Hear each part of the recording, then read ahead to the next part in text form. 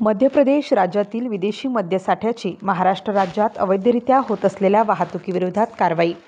निरीक्षक राज्य उत्पादन शुल्क विभागीय भरारी पथक नाशिक विभाग नाशिक या पथकाने दिनांक 8 फेब्रुवारी 2025 रोजी हॉटेल साई सावंतच्या समोर Kopargaon Yeola road Yeola toll plaza Pimpalgaon Jalal शिवार तालुका येवला जिल्हा नाशिक या ठिकाणी वाहन तपासणी सापळा रचून महाराष्ट्र राज्यात विक्रीस प्रतिबंधित असलेला तसेच मध्य प्रदेश राज्यात निर्मित व केवळ मध्य प्रदेश राज्यातच विक्रीकरिता असलेला खालील वर्णनाचा व किमतीचा मुद्देमाल आरोपीच्या ताब्यातून कंटेनरसह जप्त करण्यात आला.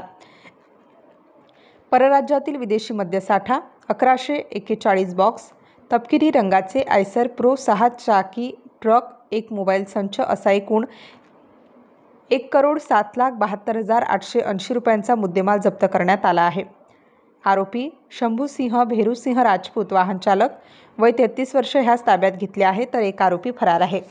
सदर कारवाई विभागीय भरारी पथकाचे प्रभारी निरीक्षक किरण धिंदळे, दुय्यम निरीक्षक PR मंडलिक DB कोडपे, सहाय्यक दुय्यम निरीक्षक किरण गांगुर्डे, जवान सर्वश्री धनराज पवार, महेश सातपुते, युवराज रत्वेकर, राहुल पवार, विलास कुंवर, महिला जवान सुनीता महाजन, मुकेश निंबेकर यांनी यशस्वीरित्या पार पाडली. स्टार न्यूजसाठी मोहसिन पठाण, नाशिक.